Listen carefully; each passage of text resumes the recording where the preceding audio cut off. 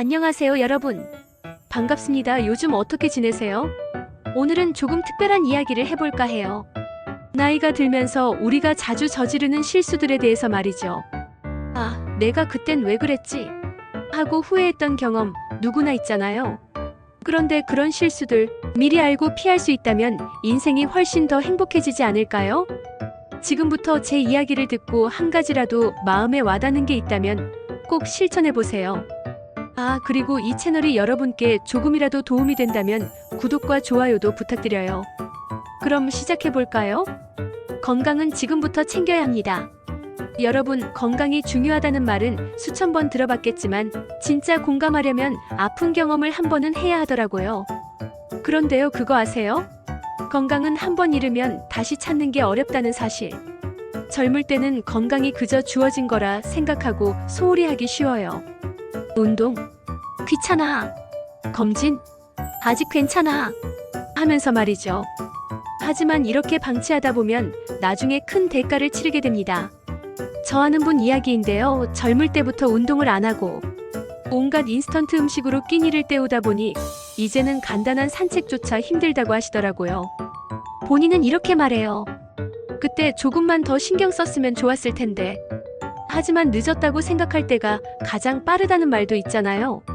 지금부터라도 시작하면 됩니다. 거창한 계획이 필요 없어요. 오늘 당장 공원을 한 바퀴 돌아보세요. 가볍게 스트레칭이라도 하면서 몸을 조금씩 움직여보세요. 그리고 꼭 정기적으로 건강검진 받는 거 잊지 마세요. 작은 병이라도 빨리 발견하면 치료가 쉽지만 늦으면 일이 커지는 법입니다. 여러분의 건강은 여러분 자신뿐 아니라 가족과 친구들에게도 정말 큰 선물이에요. 건강해야 더 많은 추억을 만들 수 있잖아요. 그러니 오늘부터라도 딱 10분이라도 건강에 투자해보세요. 친구를 놓치지 마세요. 살다 보면 바쁘다는 핑계로 소중한 친구들과 점점 멀어지곤 해요. 결혼, 이사, 직장 그러다 보면 친구 관계가 서서히 소원해지죠. 그런데 문제는 나이가 들수록 그 공백이 고독과 외로움으로 이어질 수 있다는 겁니다. 제가 들은 이야기인데요. 한 여성분이 은퇴 후 친구들과의 관계가 단절돼 너무 공허했다고 하셨어요. 젊을 때는 일이 바빠서 연락도 뜸했고 나중에 다시 손을 내밀려 했지만 이미 관계가 희미해져서 회복하기 어려웠다고 하더라고요. 그러지 않으려면 어떻게 해야 할까요? 정말 간단합니다.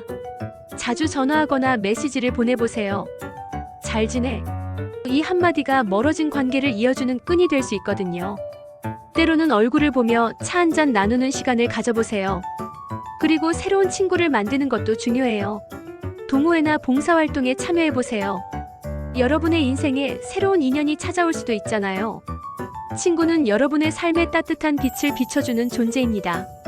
작은 노력으로 그 빛을 지켜보세요. 도움을 요청하는 걸 두려워하지 마세요. 혹시 이런 적 있나요? 내가 이걸 못해서 남한테 부탁한다고? 에이, 그냥 내가 알아서 해야지. 자존심 때문에 도움을 요청하지 못한 적 말이에요. 특히 나이가 들수록 이런 생각이 강해지는 것 같아요. 내일은 내가 알아서 해야 한다. 고 말이죠. 그런데요, 도움을 요청하는 건 결코 약점이 아닙니다. 오히려 지혜로운 선택이에요. 제 아는 분은 70대에 큰 부상을 입었는데도 가족에게 도움을 요청하지 않았다고 해요. 그런데 그렇게 혼자 해결하려다가 더 큰 어려움에 빠졌죠. 결국 시간이 지나서 도움을 받기 시작했는데 그때부터 삶이 훨씬 나아졌다고 합니다. 몸도 빨리 회복됐고요. 가족들과의 관계도 더 깊어졌다고 해요. 여러분, 도움을 요청하는 건 누군가에게 의지하는 게 아닙니다. 그건 함께 살아가는 세상에서 서로를 더 깊이 연결하는 행동이에요. 작은 도움 하나가 여러분의 삶에 큰 변화를 가져올 수 있습니다. 자존심을 내려놓고 도움의 손길을 믿어보세요. 여러분이 더 강하고 행복해질 수 있도록요. 과거의 후회와 앙금은 놓아주세요. 살면서 우리가 가장 많이 하는 실수가 뭔지 아세요? 바로 과거를 붙잡고 놓지 못하는 것이에요. 누군가와의 갈등, 잘못된 선택에 대한 후회, 이런 것들이 우리를 괴롭히곤 하죠. 그런데요, 과거의 앙금을 붙잡고 있으면 결국 자신만 힘들어져요. 30년 동안 동생과 연락을 끊고 지내던 한 여성분의 이야기가 떠오르네요. 사소한 다툼이었지만 자존심 때문에 화해하지 못한 채 시간이 흘렀고 동생이 갑작스레 세상을 떠난 뒤에는 후회로 괴로워하셨다고 해요. 왜 그때 사소한 감정 때문에 손을 내밀지 못했을까? 여러분, 용서는 상대를 위한 게 아닙니다.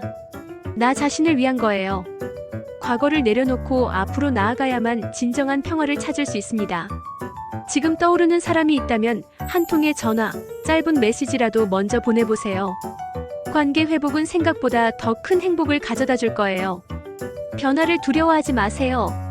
나이가 들수록 익숙한 걸 놓고 새로운 걸 받아들이기가 참 어렵죠.